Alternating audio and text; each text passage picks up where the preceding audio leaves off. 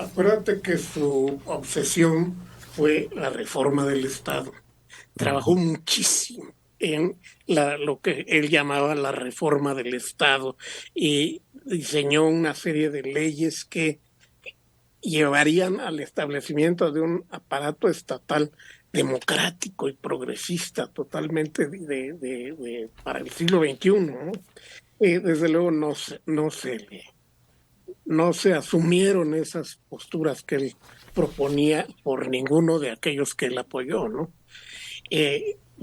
La decepción con Cárdenas, con desde luego Fox y no se diga ostensible con López Obrador, al que en el momento en que López Obrador se declara partidario de Donald Trump y amigo de Donald Trump, es una congoja para él, de veras. No sabe qué sucedió, por qué hace eso el presidente, declararse partidario de Donald Trump, que es tirano casi de novela, ¿no? Entonces, él nunca rompe abiertamente porque era muy hábil para eh, eh, combatir con las propias instituciones y palabras del gobierno, ¿no? Él no se sale de Morena e intenta dirigirla para contrarrestar desde Morena las inauditas desviaciones ideológicas del observador.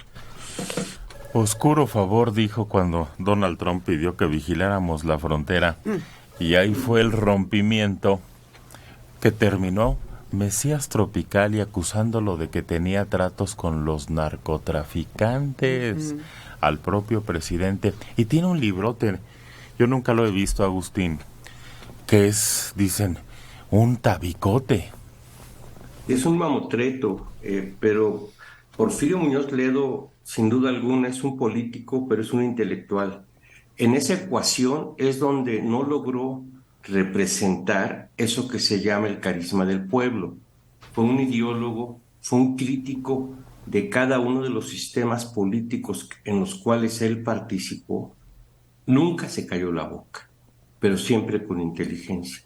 Eso es lo que le convirtió en un personaje complejo y complicado. Y en este último momento, pues trataron de alejarlo, ¿no? Ya que señalaba todas las carencias tropicales que podía tener nuestro líder actual. En él se da la libertad, se da el conocimiento, se da el derecho. Es un intelectual político en todo el sentido de la palabra, o es un político intelectual que actúa conforme a derecho. Y es el encanto para muchos que ven a un político como Porfirio Muñoz Ledo utilizar la inteligencia más que el carisma.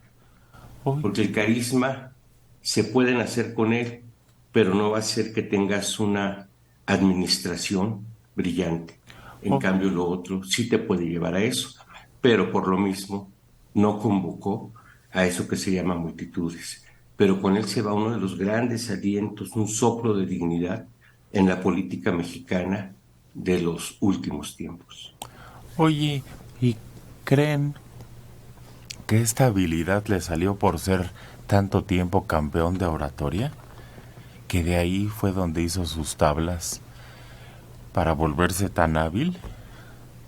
Él y Saldaña y el obispo, que fue obispo de Tehuacán, Sergio Obeso, participaron como estudiantes en un concurso de oratoria en 1952.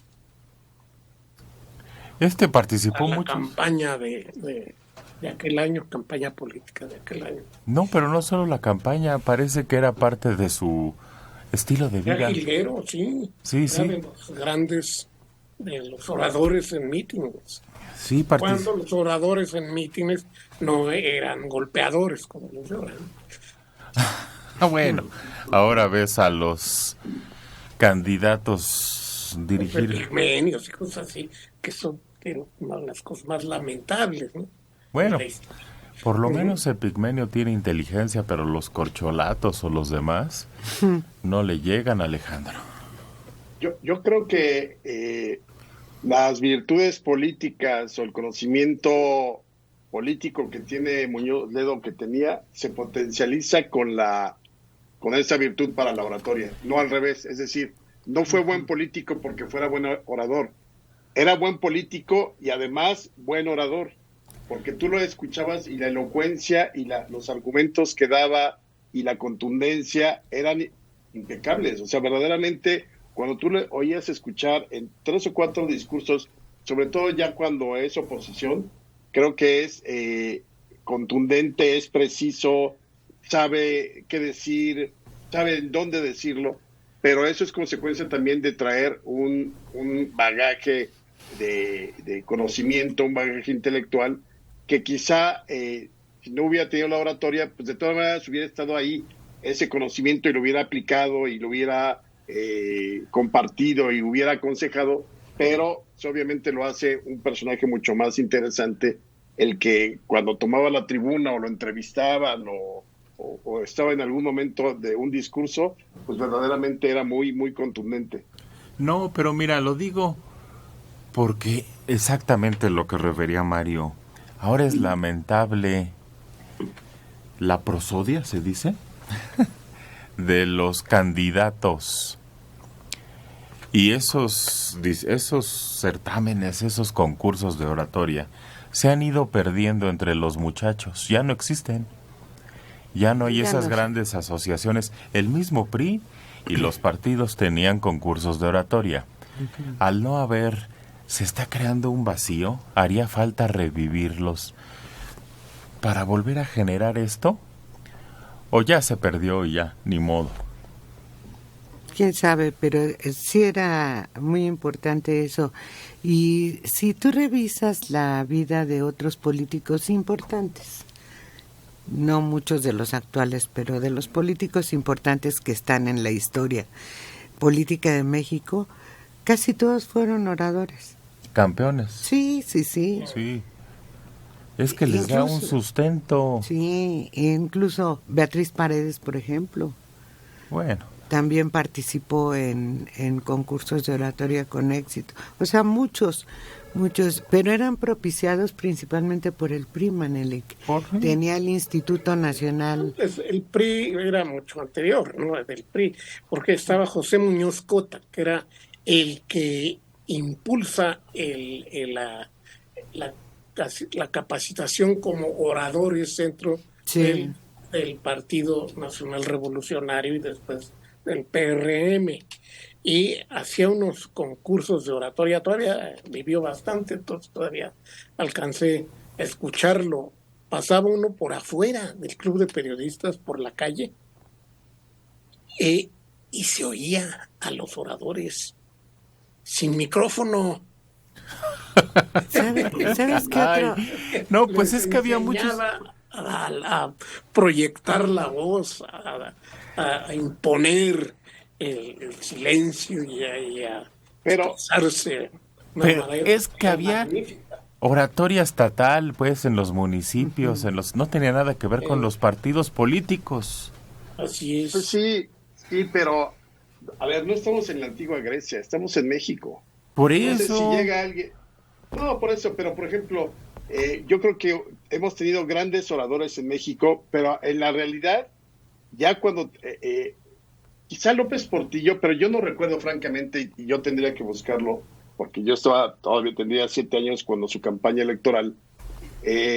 Acuérdense que López Portillo era un gran orador, pero en general, a partir, yo creo que él fue el último gran orador, porque ni de la Madrid, ni Cedillo, Fox, quizá como candidato, pero ahí la diferencia no era la oratoria, era poder conectar con el público en campaña, igual que López Obrador. López Obrador es muy bueno para conectar con la gente, pero no es un buen orador. Es decir, no tiene los elementos. O sea, si de repente te va a sacar un párrafo de Chicoche es porque sabe cómo conectar con el pueblo, no porque tenga ese bagaje de oratoria que sí le escuchabas, por ejemplo, a Muñoz Ledo o a López Portillo o a López Mateos. O sea, que podían utilizar, y lo cual eran grandes oradores elocuentes, pero nunca te mataban de aburrimiento.